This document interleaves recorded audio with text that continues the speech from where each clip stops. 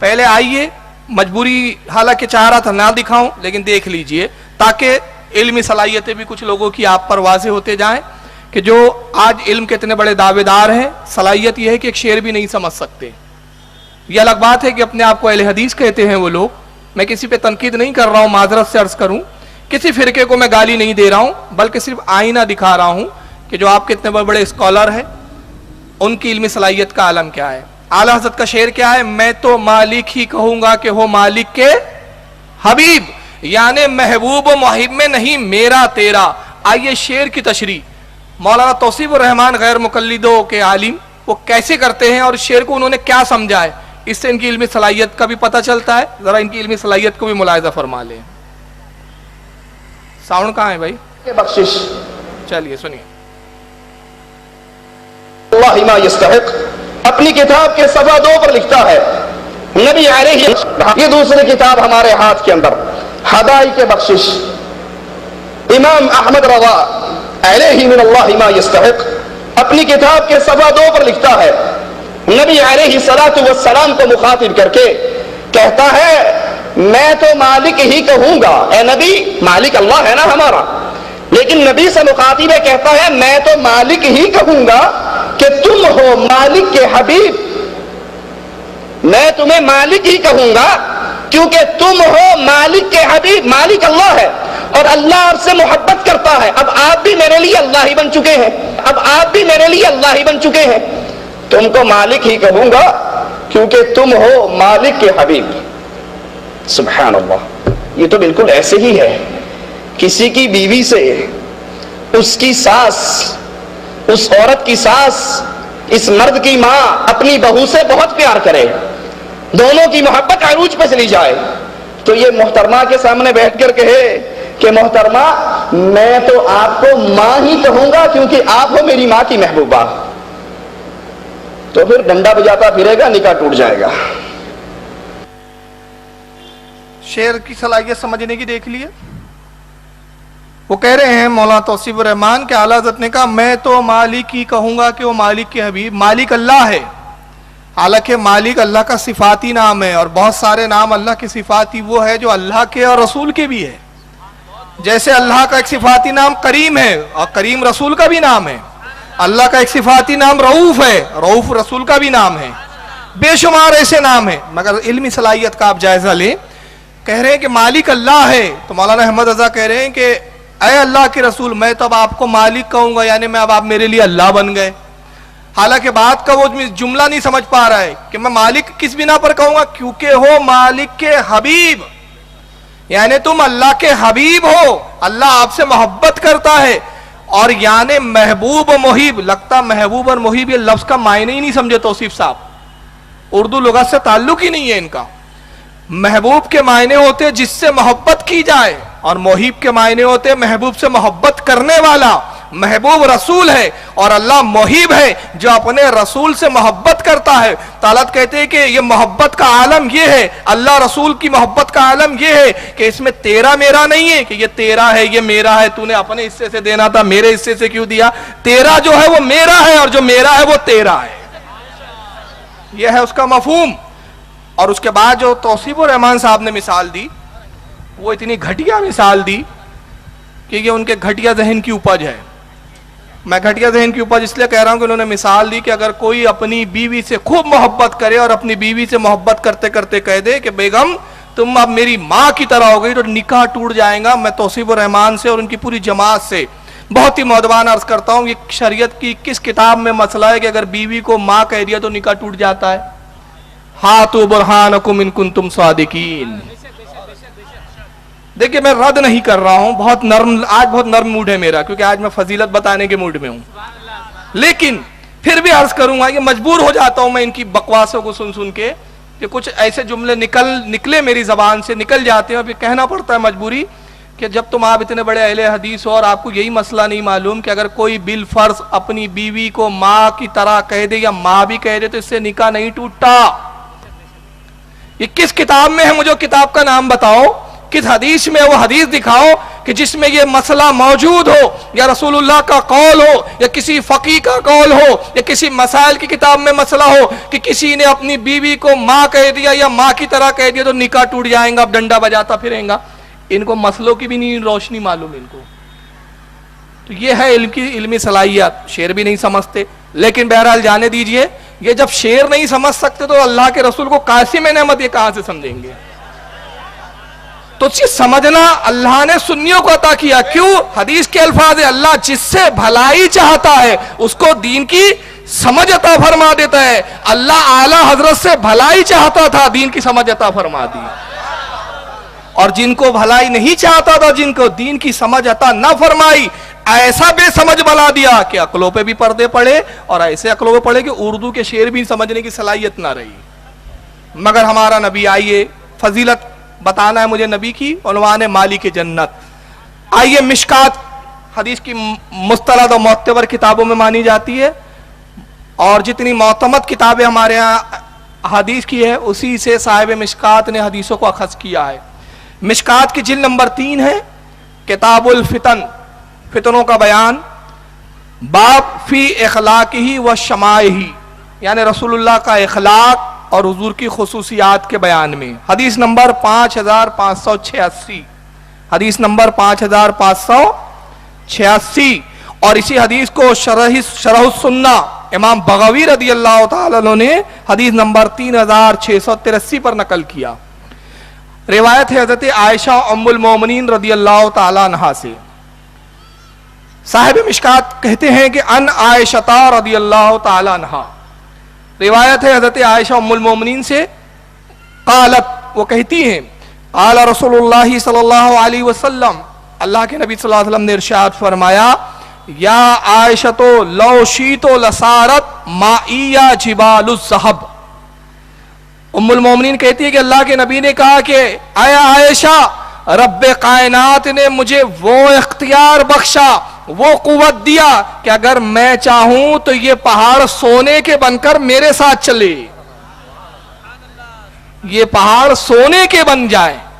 اچھا دیکھیں کلام کے گہرائی دیکھیں، اور رسول اللہ کی اختیار کی ہمہ گیری اور آپ کی اختیار کی جو ہے خوبی کو اور اس کی وسعت کو ملاحظہ کریں.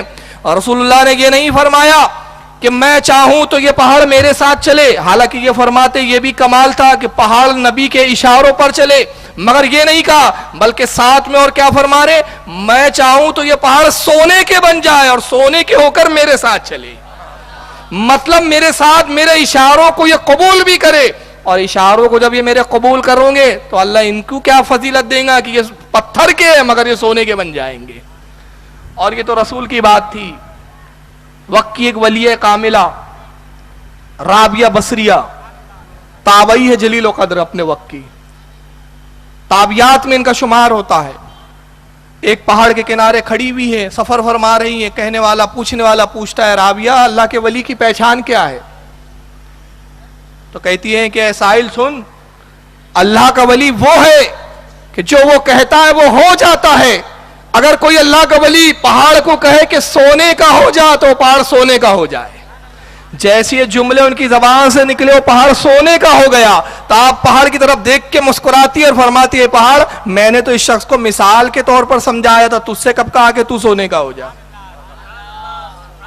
تو یہ تو اولیاء کا بھی اختیار ہے. تو اگر ایک ولیہ کے کہنے پر پہاڑ سونے کا بن سکتا ہے تو نبی ہے پھر.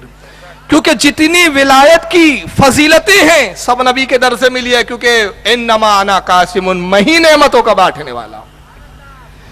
آئیے ایک دوسری حدیث مسلم شریف کی، یہ بھی سیاستہ کی کتابوں میں ہے اور بخاری کے بعد دوسرے نمبر پر آتی ہے. کچھ لوگوں کو بڑی تکلیف ہوتی ہے اور یہ جھوٹا پروپیگنڈا کرتے ہیں اہل سنت کے بارے میں کہ اہل سنت والجماعت کے ماننے والے، مذہب کے ماننے والے ضعیف حدیثوں کو بہت بیان کرتے ہیں. میں کہتا ہوں ضعیف نہیں بھائی، ہمارا مذہب صحیح حدیثوں پہ ٹکا ہوا ہے. تم کبھی بیٹھے کب ہو ہمارے ساتھ؟ کبھی سنا کب ہے تم نے ہمارے سے؟ تم تو صرف اپنی سنانے کے عادی ہو، کبھی ہم سے بھی تو سنا کرو کہ ہم کیا پڑھتے اور کیا بتاتے ہیں. آئیے مسلم شریف اور مسلم کی کوئی ایک حدیث بھی ضعیف نہیں ہے، اس کا سب پر اتفاق ہے سب کا کہ مسلم کی کوئی ایک حدیث بھی ضعیف نہیں ہے. اب آئیے مسلم شریف کو دیکھیں، یہ اسکین پیج آپ کے سامنے آ گیا ہے۔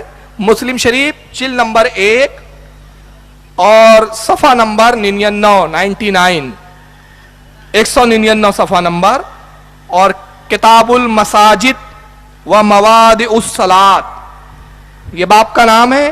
امام مسلم نے باب قائم کیا، یعنی مسجدوں کا بیان اور ان جگہوں کا بیان جہاں نماز پڑھنا درست ہے، نماز کے مخصوص مقامات کا بیان، یہ باب کا نام ہے۔ حدیث نمبر 1070، مسلم کی حدیث نمبر 1070، پوری سند لکھتے ہیں امام مسلم، حدثنی ابو الطاہری و حرملہ، کہتے حدیث بیان کی گئی ابو طاہر و حرملہ سے، قال اخبرنا ابن وہب، اور انہیں خبر دی حضرت ابن وہب نے، حدثنی یونس عن ابن شہاب، اور حدیث بیان کی یونس نے اور روایت کیا ان سے ابن شہاب سے، انہوں نے عن سعید ابن المسیب، وہ روایت کرتے حضرت سعید ابن مسیب سے، عن ابو ہریرہ رضی اللہ تعالیٰ عنہ، اور وہ روایت کرتے ہیں حضرت ابو ہریرہ رضی اللہ تعالیٰ عنہ صحابی رسول سے، قال قال رسول اللہ صلی اللہ علیہ وسلم،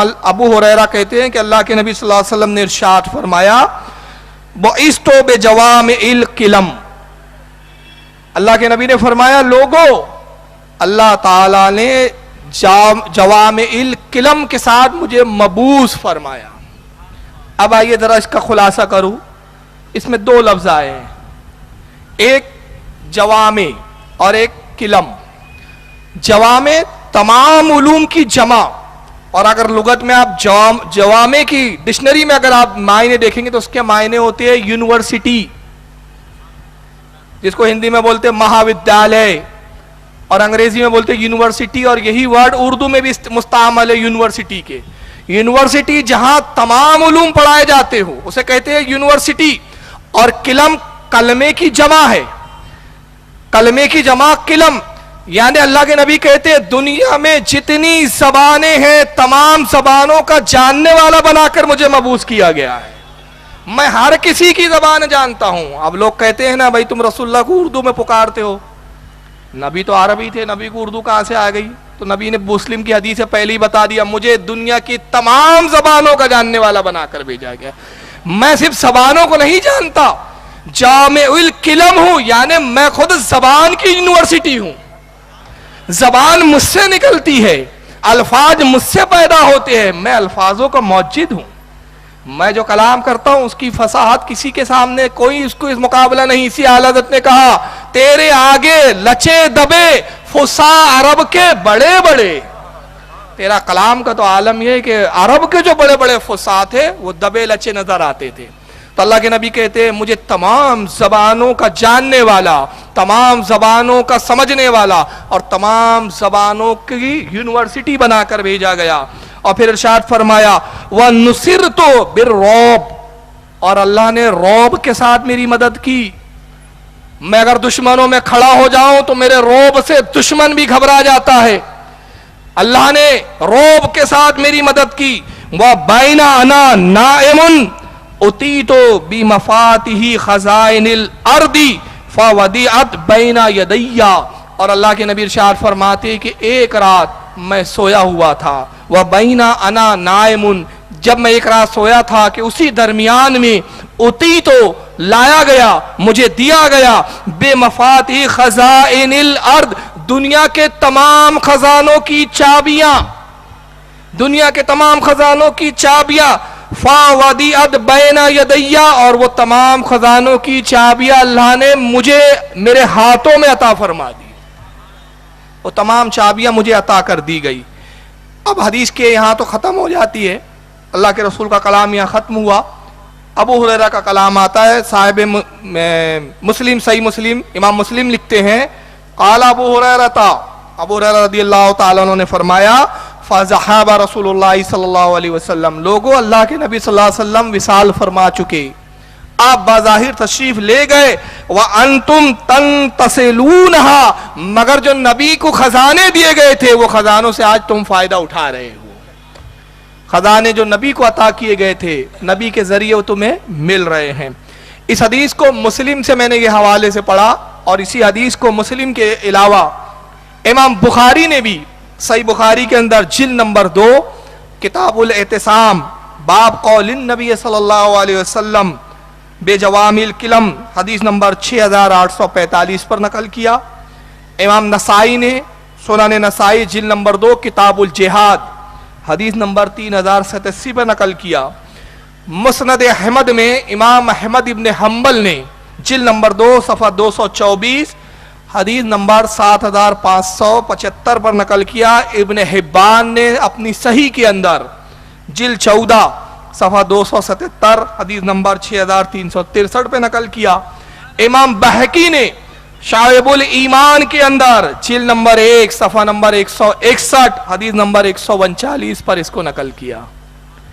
آئیے مسلم کی ایک اور حدیث دیکھتے ہیں ہم، یہ بھی مسلم صحیح مسلم کی جلد نمبر 2 صفحہ نمبر 390 جلد نمبر 1 حدیث نمبر 7129 کتاب الفتن وشرط الساعۃ، فتنوں کا بیان اور قیامت کی علامتوں کا بیان۔ یہ باب قائم کیا امام مسلم نے، پوری سند لکھی انہوں نے، سند طویل ہے، میں وہ سند حضرت ثوبان تک پہنچاتے جو صحابی رسول، وہاں سے میں پڑھ رہا ہوں۔ کہتے ان ثوبان رضی اللہ تعالیٰ عنہ، روایت ہے حضرت ثوبان سے، انا نبی اللہ صلی اللہ علیہ وسلم، حضرت ثوبان کہتے ہیں کہ بے شک اللہ کے نبی صلی اللہ علیہ وسلم سے یہ روایت کی گئی، قال کہ اللہ کے نبی نے ارشاد فرمایا، ان اللہ تعالی زوالی الارض، اللہ کے نبی نے ارشاد فرمایا لوگوں اللہ نے زمین کو میرے لیے لپیٹ دیا ہے، سمیٹ دیا ہے، سمیٹ کے میرے سامنے پوری زمین کو کر دیا، روئے زمین کو، حتیٰ یہاں تک کہ رأیت مشارقہا و مغاربہا، میں نے اس کے مشرق کو بھی دیکھ لیا اور اس کے مغرب کو بھی دیکھ لیا، کوئی چیز روئے زمین کی میری نگاہوں سے چھپی بھی نہیں ہے۔ وَآتَانِيَ الْقَنْزَيْنِ الْأَحْمَرَ وَالْأَبْيَضَ، اور اللہ نے 2 خزانے مجھے عطا کیے، ایک سرخ خزانہ اور ایک سفید خزانہ۔ سفید جتنے خزانے وہ بھی مجھے دے دیے، سرخ جتنے خزانے مجھے دے دیے۔ اب یہاں مفسرین اور شارحین نے کہا کہ یہاں سفید اور سرخ سے مراد کیا ہے کہ دنیا کے خزانوں میں جتنے خزانے ہیں، جتنی نعمتیں ہیں، سب رسول کو دے دی، مگر رسول اللہ نے خصوصیت کے ساتھ سفید اور سرخ 2 چیزوں کا ذکر کر کے یہ بتایا کہ دنیا کے خزانوں میں جو سب سے زیادہ قیمتی چیز مانے جاتی ہے وہ ایک ہوتا ہے سونا اور دوسری ہوتی ہے چاندی۔ چاندی کا رنگ سفید ہے، سونے کا رنگ سرخ ہے۔ گویا تمہارے خزانوں میں، دنیا میں مانے والے خزانوں میں جو قیمتی ہے وہ بھی مجھے عطا کر دیا گیا ہے۔ تو اب اگر سرزمین عرب سے سونا اگل رہا ہے، سونا نکل رہا ہے، تو یہ میرا خزانہ ہے جو میری بارگاہ سے تقسیم ہو رہا ہے، یہ میں عطا کر رہا ہوں۔ یہ مسلم شریف کی حدیث ہے۔ میں نے چند حدیثیں اختیار رسول پر بتائی کہ اللہ کے نبی کو تمام خزانے دے دیے گئے، اللہ کے رسول صلی اللہ علیہ وسلم نے مشرق و مغرب کو بھی دیکھ لیا۔ آپ کے اختیار کا یہ عالم کہ نبی نے فرمایا اگر میں چاہوں، لو شیتا، اگر میں چاہوں تو سونے کے پہاڑ بھی میرے ساتھ چلنے لگ جائے۔ یہ اختیار رسول